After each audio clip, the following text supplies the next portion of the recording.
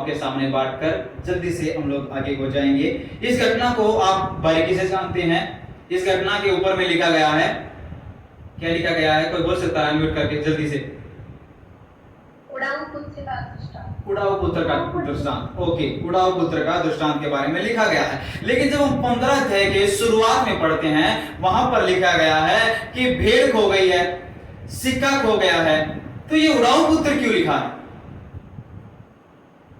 Hallelujah. क्या उड़ा दिया इसने? पैसा उड़ा दिया, इसलिए उड़ाऊ पुत्र लिखा है। भेड़ के 100 में से एक भेड़ खो गई है, तो वो भेड़ खो गई है, वो भेड़ उड़ाऊ नहीं है। सिक्के में से एक सिक्का खो गया है, वो सिक्का उड़ाऊ नहीं है, वो सिक्का खो गया है। लेकिन एक बेटे में से एक बेटा चला गया है, तो वो बेटा उड़ाऊ हो गया। हालेलुया। बड़ा अलग सा क्या बोलेंगे, अलग सा टाइटल दिया है। और हम भी इस बात को बड़ी बारीकी से जानते हैं। जब इस घटना के बारे में पढ़ते हैं, हम एक ही बात बोलते हैं, उड़ाऊ पुत्र। अगर कोई हमसे सवाल करे क्यों उड़ाऊ पुत्र है वो, क्या क्यों यहां पर उड़ाऊ पुत्र का टाइटल दिया है? यहां पर क्यों नहीं लिखा गया कि खोया हुआ बेटा या भटका हुआ बेटा? ऐसा करके क्यों नहीं लिखा गया? यहां पर लिखा गया है उड़ाऊ पुत्र। हालेलुया। इन दिनों में मैं इस बात के ऊपर मनन कर रहा था, जब मैं अपने बेड पे रेस्ट में हूं। मैं इन दिनों में मैं बाहर नहीं जा रहा कहीं भी, लेकिन इन बातों के ऊपर मैं मनन कर रहा था। क्यों वहां पर लिखा गया है कि ये तो एक उड़ाऊ पुत्र है, ये खोया हुआ नहीं है? लेकिन असल में अगर इसका बाइबल गलत नहीं है, टाइटल गलत नहीं है, मेरा बोलने का मतलब वो नहीं है कि कहीं आप बोले बाइबल गलत है। सिखाने का मैं कुछ सिखाना चाह रहा हूं। उसका मतलब ये है, अगर हम लोग इसका टाइटल देंगे या हम अपने प्रचार का विषय देंगे, तो हमारे प्रचार का विषय अगर हम देना चाहते हैं तो ये होगा कि खोया हुआ वापिस लौट कर आना, या जो भटक गया था वो वापिस मुड़ कर आना। हालेलुया। अभी इस घटना को मैं थोड़ा सा बारीकी से मैं बताना चाहता हूं। एक पिता के 2 पुत्र हैं। उसमें से छोटा पुत्र आकर यीशु मसीह अपने पिता से कहता है कि पिता, मेरा जो हिस्से का धन संपत्ति है वो मुझे दे दीजिए। पिता ने कहा ठीक है, आप ले लीजिए। तो पिता ने उसको जो धन संपत्ति जो उसका हिस्से का था वो उसको दे दिया। जिस लड़के को दिया उसके मन में चल रहा था कि मैं जो मुझे हिस्सा मिला है, मैं इसको लेकर एक बड़े शहर में जाऊंगा, बड़ा बिजनेसमैन बनूंगा, इस पैसे को एक फैक्ट्री लगाऊंगा, इस पैसे से मैं कोई दुकान खोलूंगा, मोमोज का दुकान लगाऊंगा, सैंडविच का दुकान लगाऊंगा, किसी ना किसी चीज का मैं इस पैसे को इस्तेमाल करूंगा। जब तक वो पैसा उसके हाथ में है, पिता ने दिया, तब तक उसके मन में यही बात चल रही है कि मैं इस पैसे को लेकर अपने घर से चला जाऊंगा और एक बाहर दूर देश में जाकर बड़ा बिजनेसमैन बन जाऊंगा। उसको उससे मैं कमाऊंगा, उस पैसे से मैं कुछ कमाऊंगा। वो मनसा से शायद पिता से वो मांग रहा है, उसके मन में वही चल रहा है, मुझे कुछ बाहर जाकर कमाने से लिखा गया कि वो दूर देश में चला गया। हालेलुया। काफी बार ऐसा होता है कि जब परिवार के लोग हमें डांट फटकार देते हैं, कुछ बोल देते हैं, तो हमारे मन में एक विषय आता है कि मैं घर से भाग जाऊं और बॉम्बे में जाकर मैं बड़ा स्टार बन जाऊंगा। मैं तो अमिताभ बच्चन से मिल जाऊंगा, मैं तो गोविंदा से मिल जाऊंगा, जो भी एक्टर्स है उनसे मैं मिल जाऊंगा। एक मन में एक ये चलता है। मैं जब स्कूल टाइम में पढ़ता था, तो एक बार रात में मेरे पापा ने मुझे पिटाई कर दिया। तो मैं अकेला नहीं, मैं मेरे दोस्त को फोन घर में गया बुलाने के लिए, आज हम लोग यहाँ गांव से भागकर चलते हैं। हम लोग चले गए, ट्रेन में चढ़कर अपने घर से लगभग 100 किलोमीटर ही आए होंगे। उसके बाद आगे जाने का मन नहीं किया, कहां जाएंगे, वापिस लौट कर घर आगे। घर से सोच रहे थे जब तक डांटा, अभी तो यहां से निकलकर हम बड़े स्टार बन जाएंगे। जो मूवियों में दिखाते ना, घर से भाग गए, बहुत बड़ा स्टार बन गए हैं, वो सिर्फ मूवियों में दिखाते हैं, हकीकत में ऐसा कुछ नहीं है। हालेलुया। तो ये जो छोटा बेटा है, उसके मन में चल रहा होगा, मैं इस पैसे को बाहर दूर देश में जाकर बड़ा बिजनेसमैन बन जाऊंगा। और जब वो जा रहा होगा ना गांव छोड़ घर छोड़ के तो अपने पड़ोसियों को, अपने दोस्तों को कह के जा रहा होगा, मैं वहां जा रहा हूं बड़े देश में, कुछ पैसे का जरूरत है ना मुझे फोन करके बोलना, मैं भेज दूंगा। कभी पैसे की आवश्यकता हो मुझे बोलना, मेरे पास बहुत पैसा हो जाएगा, वहां जाके मैं बहुत पैसा कमाऊंगा। छोटे बेटे के मन में यही चल रहा है।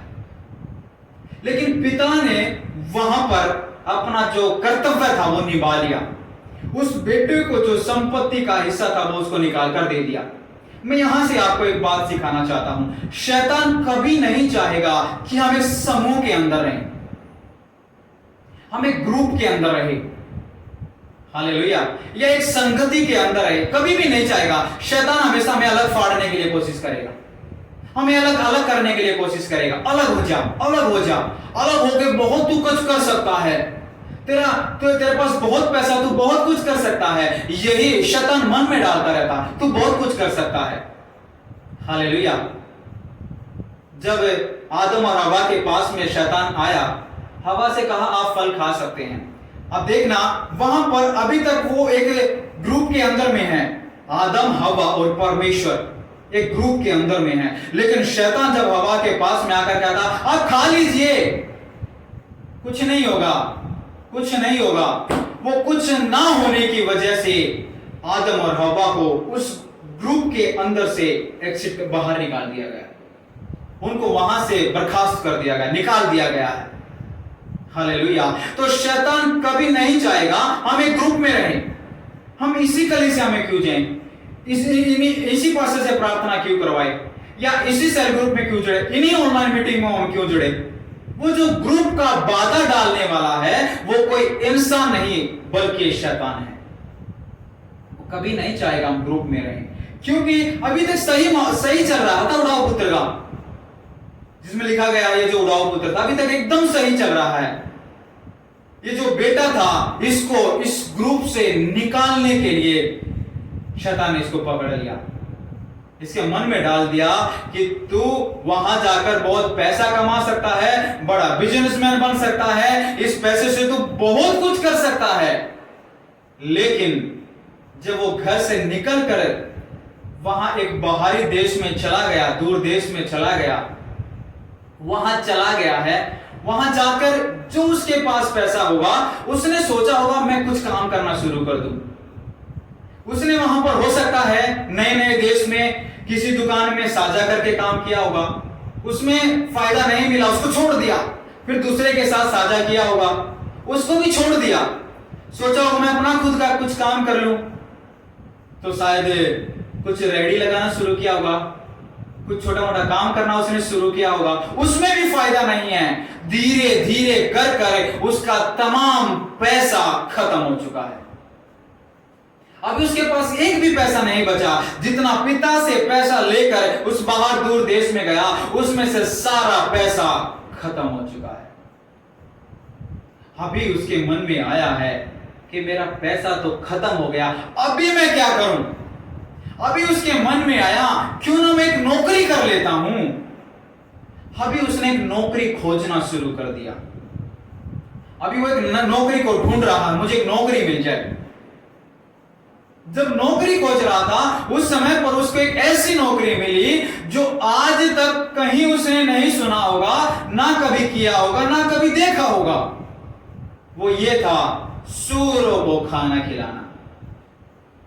हालेलुया। मैं आपसे कहना चाहता हूं मेरे प्रियो, अगर आप मैं ग्रुप से अलग हो जाएंगे तो कहीं ना कहीं हमें ऐसा ही कुछ करना पड़ेगा। ये मैंने ये परमेश्वर का वचन कह रहा है। हम संगति से अलग हो जाएंगे तो कहीं ना कहीं सूरों का फल ही हमारे लिए इंतजार कर रहा है। वो सोच रहा है कि कब आएगा खाने के लिए। अगर उसके मन में एक बार भी ये चल जाता मेरा पैसा भले ही खत्म हो गया, मैं पिता के घर चलता हूं, अभी भी मन एकदम से जकड़ा बैठा, मुझे कुछ करना है, मुझे पिता से अलग कुछ कर दिखाना है, मुझे कलीसिया से हटकर कुछ दिखाना है, प्रभु के दासों से हटकर कुछ दिखाना, कुछ करने की इच्छा भरी पड़ी है मन के अंदर।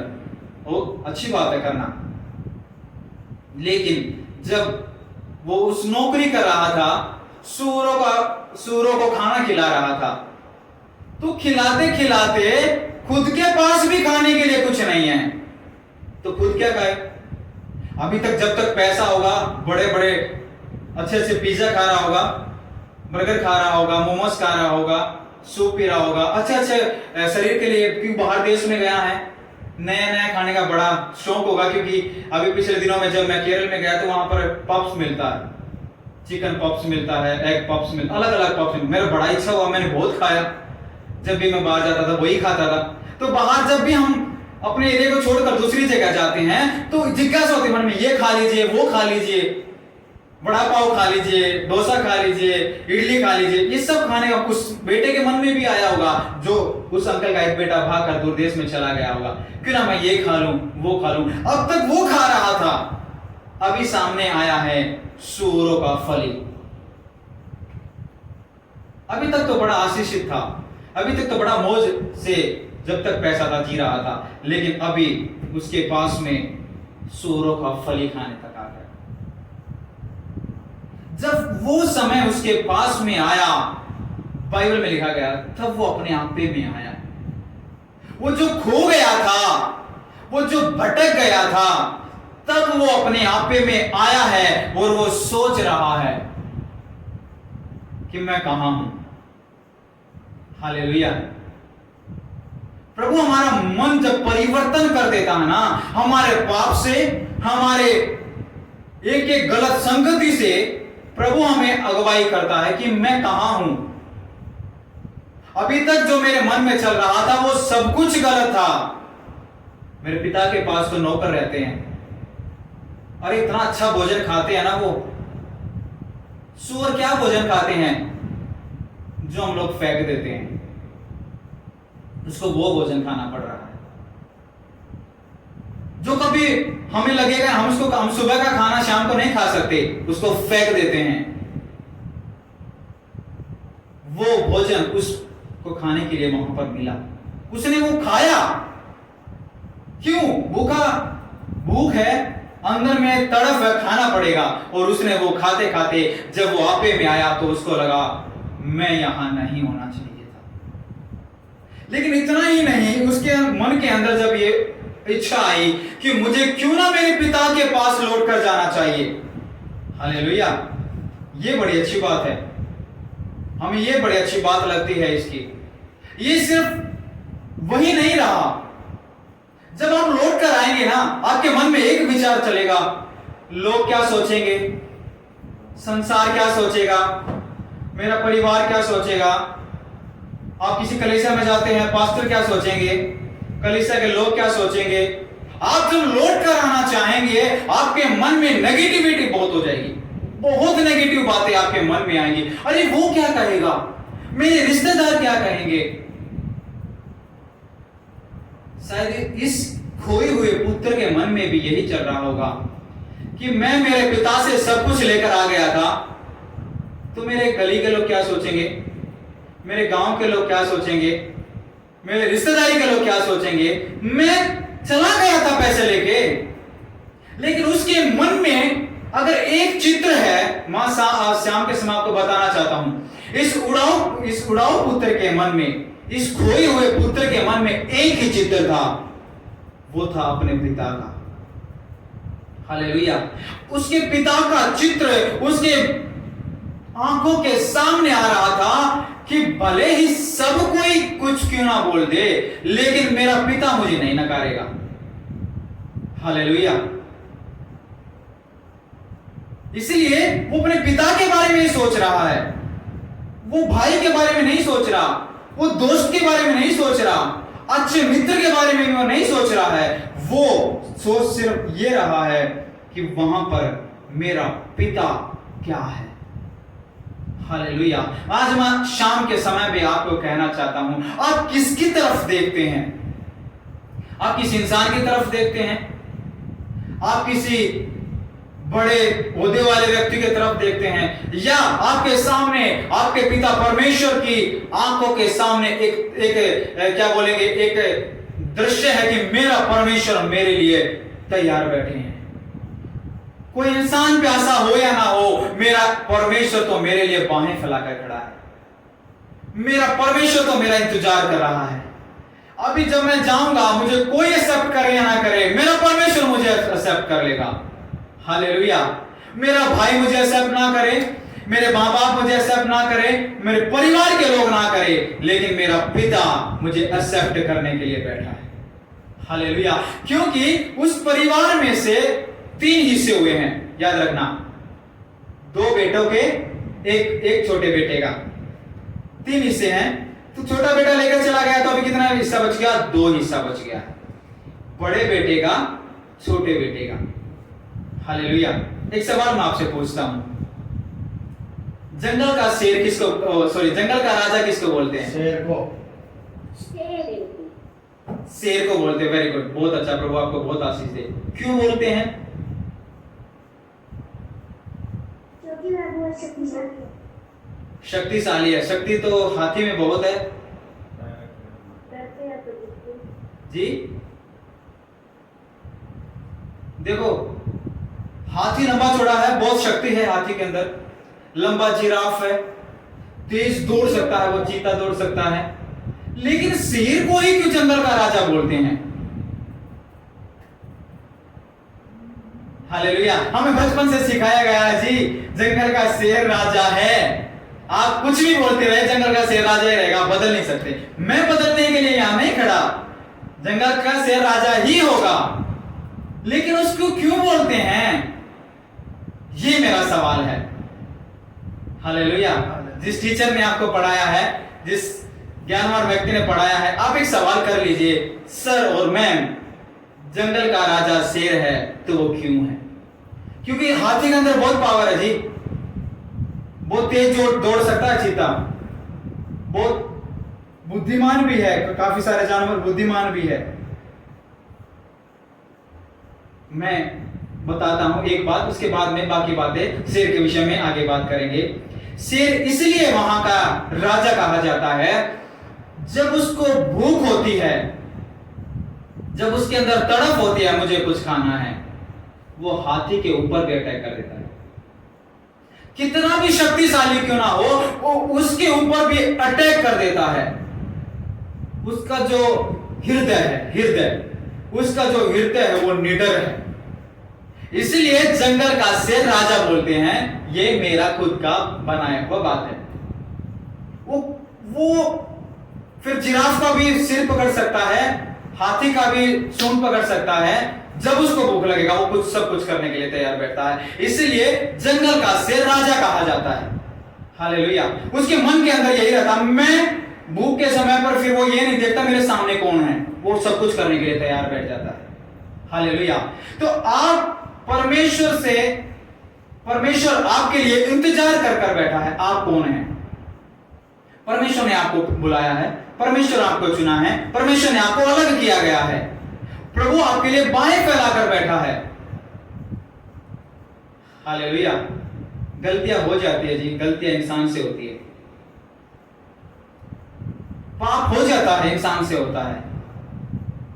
इंसान भटक सकता है, लेकिन उस भटके हुआ इंसान लौट कर आना, पाप से पश्चाताप कर परमेश्वर के पास कर लौट आना, वो परमेश्वर को भाता है। हालेलुया। ये घटना आज हम बात थोड़ा मनन कर रहे थे कि जब सैमुअल इस इत्रो के घर में गया, किसके घर में गया था? इत्रो के घर में।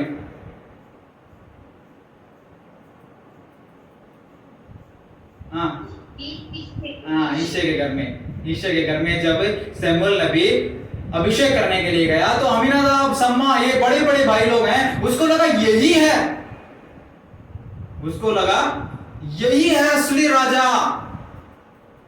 लेकिन जब दाऊद को देखा ना, ओहो, ये तो छोटा सा है, भेड़ बकरियां चरा रहा है, तो उसको वहां पर राजा घोषित कर दिया। जब गोलियत को मारने का समय आया या जब फिलिस्तियों पर विजय पाने का समय आया, तो सैमुअल ने कहा, मेरी बड़ी बेटी से मैं तेरा शादी कर दूंगा, तू जीत कर आजा, विजयी होकर आजा। तो सैमुअल की बड़ी बेटी का नाम क्या था? मीकल नहीं था जी, छोटी बेटी थी मीकल। तो काफी लोग मीकल ही बोलते हैं, मीकल बड़ी नहीं थी, मीकल तो छोटी थी, मीकल से बड़ी भी थी। आपके पास आपका ये होमवर्क मैं पूछ लूंगा बाद में कभी भी, आप ढूंढ लीजिए उसको कि सैमुअल की बड़ी बेटी का नाम क्या था। तो सैमुअल की जो बड़ी बेटी थी उससे दाऊद प्रेम करता था। मैं कुछ घटना बता रहा हूं आपके सामने, बाइबल के अंदर नहीं लिखा, पढ़ के हमें समझ में आता है। सैमुअल की बड़ी बेटी से दाऊद प्रेम करता था और मीकल दाऊद से करती थी। काफी लोगों का सवाल होगा कि दाऊद तो मीकल से करता था, मीकल से नहीं करता था, उसकी बड़ी बेटी से करता था। तो सैमुअल ने कहा कि मैं उस बेटी से तेरा शादी कर दूंगा, तो विजयी होकर आ जा। जब दाऊद विजयी होकर आया तो बाइबल में लिखा सैमुअल ने उस बड़ी बेटी की शादी दूसरे से कर दी। तो गुस्सा आया, क्योंकि दाऊद के मन में बड़ी बेटी का नाम बैठा है। मुझे तो याद, मैं बाद में बताऊंगा, आप लोग याद करना। दाऊद के मन में बड़ी वाली बेटी बैठी है, लेकिन शादी किससे होगी? मीकल से। अभी जब भी दाऊद किसी को देखता है तो उसके मन में कौन आता है? जो सैमुअल की बड़ी बेटी है। हालेलुया। ये होता है हमें भटकाने वाले बातें या जो मन से ना निकाली गई बातें। हालेलुया। अभी तक मन में वो बड़े वाली ही बड़ी बैठे, अरे शादी मीकल से हो गया, अभी उसके समीप में रहना। ये शैतान का बहुत बड़ा, क्या बोलेंगे, तीर है। उसका दूसरा मैं बिंदु जो बोलना चाहता हूं ये है कि शैतान कभी नहीं चाहेगा कि हम परमेश्वर के पास लौट कर वापिस आ जाए। और जब वापिस लौट कर आने के लिए सोच रहे होंगे, हमारे मन में सैकड़ों नेगेटिव बातें आ जाएंगी। क्यों जाना, मेरा बेइज्जती हो जाएगा, मुझे क्या बोले वहां पर बेइज्जत कर देंगे, वहां पर मेरा इज्जत नहीं होगा, मुझे अलग अलग बातें बोलेंगे। बहुत सारी बातें उड़ाव पुत्र के मन में यहां पर चल रही होंगी। लेकिन उसके मन से जो नेगेटिव बातें थी, उसने जब वो उस दूर देश से लौट कर आना शुरू किया, वो एक एक नेगेटिव बात को निकाल रहा था। हालेलुया। वो एक एक गलत बात को अपने मन से निकाल रहा था कि मेरे पड़ोसी क्या छोड़ेंगे, मैंने निकाल दिया है, मेरे रिश्तेदार क्या सोचेंगे, मैंने निकाल दिया है, मेरा भाई क्या सोचेगा, मैंने निकाल दिया है। एक एक बात को वो निकालता जा रहा था। मेरा नाम था। तो दाऊद के मन से मेरा नहीं निकली थी, इसलिए वो जब भी किसी को देखता था वो मेरा को ही देखता था। बैतशेबा का देखा उसको, वो मेरा भी नजर आ रही है उसको, क्योंकि उसके मन के अंदर मेरब भरी पड़ी है। हालेलुया। वो बहुत बड़ा लॉस हो जाता है अगर हम उन बातों को काटेंगे नहीं, निकालेंगे नहीं। हमारे लिए वो बहुत बड़ा एक ठोकर का कारण या एक बहुत बड़ा पतन का कारण हो सकता है। तो जो ये खोया हुआ पुत्र था, इसके मन में चल रहा था कि मैं जो नेगेटिव बातें हैं, मैं एक एक बात को अपने जीवन से काटना चाहता हूं। और वो काट काट कर एक एक बात को निकाल रहा था और वो आगे बढ़ रहा था, वो आगे बढ़ रहा था, वो आगे बढ़ रहा था। और जब वो आगे बढ़कर पिता के घर में पहुंचा तो वहां पर लिखा गया है, पिता ने उसका स्वागत किया। कैसे स्वागत किया जी? 3 बातें थी वहां पर, पढ़ना नहीं है, ऐसे ही कोई बता सकता जल्दी से? 3 बातों से उसका स्वागत किया गया। बोलिए।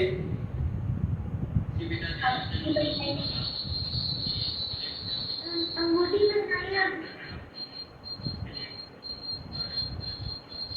ओके, ठीक है। हाँ बोलिए लक्ष्मी, बोलिए, आप बोल दे लक्ष्मी। भैया अंगूठी पहनाई जी।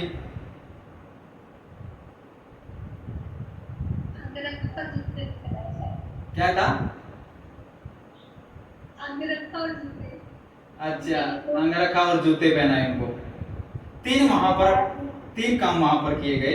जब पिता ने उसको देखा तो वहां पर लिखा गया, सबसे पहले उसका वस्त्र चेंज किया गया, सबसे पहले उसका कपड़ा चेंज किया गया है। जब वो पिता के सामने आ रहा था तो कपड़ा ही क्यों चेंज किया गया?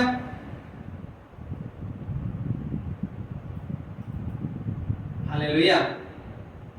बदबू आ रही थी इसलिए नहीं, वो सूरों के पास से आया था इसलिए नहीं, हमें संडे स्कूल में सिखाया जाता है कि उसके कपड़े से बदबू आ रहा था, वो यहां पर विषय नहीं है। कपड़ा अभी भी ये दर्शा रहा है कि जो पिता का जो प्रेम था अभी भी कम नहीं है। हालेलुया। तो पिता के अंदर एक गुण है कि वो गंदगी को दूर कर स्वस्थ लेकर अपने घर में प्रवेश करता है। हालेलुया। वो नेगेटिव बातें बाहर ही लिख देता है, जब अंदर आता है एक नया बनकर आता है। Hallelujah, hallelujah. उसका वस्त्र चेंज किया गया। जब वो आ गया, घर के अंदर आने के बाद उसको अंगूठी डाली गई, सोने की होगी शायद, बड़ी महंगी होगी। अंगूठी डालने के बाद में वो सोच रहा होगा कि मैं मेरे पिता से सब कुछ लेकर चला गया था, तो ये अंगूठी क्यों? क्योंकि अंगूठी दर्शा रही है कि तू जो बेटा इस घर का पहले था, वही अधिकार आज भी है। हालेलुया। वो अधिकार तेरा गया नहीं है। शैतान ने तेरे मन में डाला होगा, तू अभी कुछ नहीं कर सकता, तेरा समय चला गया है, तू तो बर्खास्त हो गया है, तू तो निकाल दिया गया है, अब तेरा कुछ नहीं है। पिता अंगूठी डालकर फिर भी यही कह रहा है, तेरा पूरा अधिकार है। हालेलुया। बाद में उसका जूतिया चेंज किया गया। हालेलुया। जूतिया क्यों चेंज किया गया उस बात को मैं बाद में बताऊंगा। उसका तीनों चीजें एकदम से नया कर दिया गया। लेकिन उसके लिए पला बछड़ा काट कर उसके लिए बड़ा पार्टी रखा गया, और बड़ा पार्टी रखने के बाद में जब बड़ा बेटा लौट कर आ रहा है, तो बड़े बेटे ने किससे पूछा, घर में क्या हो रहा है? आप अनम्यूट कर बोलिए, अनम्यूट कर बोलिए। नौकरों से पूछा। आप सोचकर देखिए, वो घर का बड़ा बेटा है, वो नौकरों से क्यों पूछ रहा है? उसके घर में नौकर बहुत थे इसलिए, या नौकर ये करो ये करो ये करो इसलिए? अरे वो घर का बड़ा बेटा है, उसका पूरा अधिकार है। हालेलुया। वो नौकरों से पूछता, नौकर क्या बोले? नौकरों ने बोला, तेरा छोटा भाई आया है, तेरे पिता ने पला बछड़ा काट दिया है, उसका पार्टी अंदर चल रहा है। उसके मन के अंदर क्रोध आ गया, ओह मेरे लिए तो मेरे पिता ने एक बकरी नहीं काटी, उसके लिए इतना बड़ा सांड काट दिया। उसके मन के अंदर क्रोध आ गया, ओह मेरे पिता ने ऐसा अनर्थ क्यों कर दिया? आप सोच कर देखिए, क्या पिता ने बड़े बेटे को कभी मना किया था, तू बकरी ना काट, तू मेढ़ा ना काट? अधिकार किसके पास था?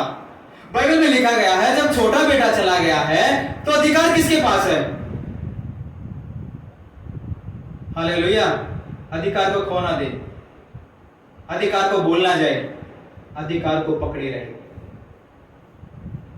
देखना, असल में तो ये बात है कि जो उड़ाव पुत्र जो लिखा गया है यहां पर, उस पिता से एक ही बेटा नहीं उड़ा हुआ, दोनों बेटा उड़ाव थे।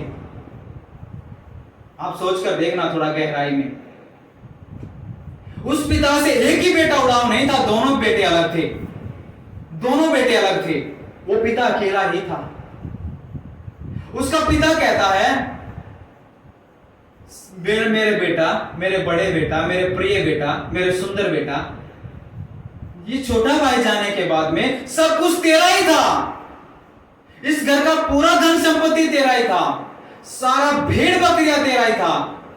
कभी तूने बोला, कभी टोका, कभी मैंने किसी बात में रोका, मैंने किसी बात में भी तुझे एक बार भी मना किया क्या? तो तू क्यों बोल रहा है कि मेरे लिए कभी बछड़ा नहीं काटा, मेरे लिए कभी बकरी नहीं काटा, मेरे लिए कभी कबूतर नहीं काटा, मेरे लिए मेरे पिता ने कुछ किया ही नहीं। Hallelujah, hallelujah. ये बड़े बेटे का सवाल है। लेकिन आप सोचकर देखिए, पिता से तो दोनों बेटे ही अलग थे, लेकिन हुआ क्या? जो छोटा बेटा जब अपने आपे में आ गया है, वो मन परिवर्तन कर कर पवित्र आत्मा के द्वारा वो पिता के पास में लौट कर आ गया, लेकिन बड़ा बेटा अभी तक लौट कर नहीं आया। हालेलुया, बोलिए हालेलुया। बड़ा बेटा अभी तक लौट के नहीं आया है, उसके मन में अभी भी यही चल रहा है, मेरे पिता ने मेरे लिए कुछ नहीं किया। जो ये सोच रहे हैं ना, अधिकार खो दिया है, उस अधिकार को पहचान लीजिए, मेरा अधिकार क्या है मेरे पिता में। अरे पिता ने तो स्वर्ग और पृथ्वी का सारा अधिकार मुझे दे दिया गया है। जो हम बांधेंगे बन जाएगा, जो हम खोलेंगे खोल दिया जाएगा। लेकिन फिर भी हमें हाथ रखकर प्रार्थना करवाने के लिए पैसा देने की आवश्यकता है। हमारी प्रार्थनाओं के हमें अंदर हमें लगता है हमें सामर्थ्य नहीं है। हम तो रात के 1 बजे भी प्रार्थना करवाने के लिए फोन कर सकते हैं। प्रभु ने तमाम अधिकार हमें दिया गया। आज अधिकार को हमें पहचानना है। हालेलुया। बड़ी छोटी घटना है, इसलिए मैंने कहा कि यह उड़ाव की जगह लिख दिया जाए कि खोया हुआ बेटा या भटका हुआ बेटे का वापसी या मरे हुए बेटे का जीवित में लौट कर आना। हालेलुया। जो बेटा मर गया था अभी जीवित लौट कर आ गया है पिता के पास में, और वो कहता है पिता मैं तेरा बेटा कहलाने के लायक नहीं। ये तो अच्छा समर्पण है जी, बहुत अच्छी बात है ऐसा बोलना, मैं बेटा कहलाने के लायक नहीं। हालेलुया।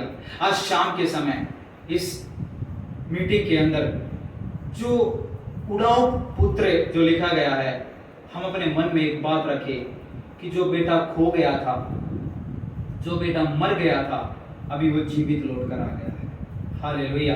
अभी वो मरा हुआ नहीं है, अभी वो उसके अंदर कोई भी अनाधिकारिता की बात नहीं है। अभी वो पिता के पास में आ गया है और पिता ने उसको अधिकार दे दिया है।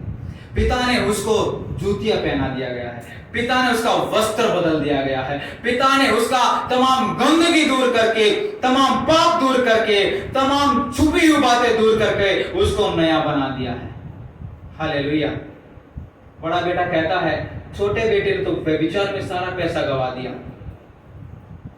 वो बड़ी गहराई की बात है, उसको हम अगली बार कभी प्रभु मौका देगा तो इसके बाद के ऊपर भी हम लोग मनन करेंगे। तो ये जो घटना थी, शैतान कभी नहीं चाहेगा हम लोग ग्रुप में रहे, संगति में रहे। वो हमेशा हमें अलग करने के लिए सोचेगा, वो हमेशा अलग फाड़ने के लिए सोचेगा। तो याद रखे, कभी भी हमारे मन के अंदर अलग होने की बातें आती है, उड़ाव पुत्र को हम लोग याद कर ले कि कैसे उसके मन में काम हुआ। दूसरी बात, जब आप परमेश्वर के पास लौट कर आएंगे, आपके मन में बहुत सारी नेगेटिव बातें होंगी। एक एक बात को यीशु मसीह के नाम में काट कर मुझे वो शब्द नहीं मिल रहा है, एक एक बातों को काट कर हमें आगे बढ़ना है। तब जाकर हम अपने अधिकार को पा सकते हैं, तब जाकर हम पिता के पास वापिस वही अधिकार पा सकते हैं। तीसरी बात, पिता ने अधिकार दे रखा है, पिता ने अधिकार छीना नहीं है। जितना छोटे का अधिकार है उससे कई गुना बड़े का अधिकार है। तो प्रभु ने हम सबको अधिकार देकर रखा है, अपने अधिकार को हम भूले ना। हम बड़े पुत्र के समान ना बोले मेरे लिए तो कभी कुछ किया ही नहीं। प्रभु ने हमारे सामने सब कुछ रखा है, प्रभु हमारे लिए सब कुछ करने वाला है। हालेलुया। तो प्रभु इन वचनों के द्वारा हम सबको बहुत आशीष करे, लगातार वचन में प्रार्थना में बढ़ते रहे, विशेष कर उपवास प्रार्थना को याद रखे। प्रभु इस उपवास प्रार्थना में हमें बदले, बुढ़ा पुत्र के समान हमारा हृदय बदल जाए, मन बदल जाए, सब कुछ परिवर्तन हो जाए, कुछ नया पाकर हम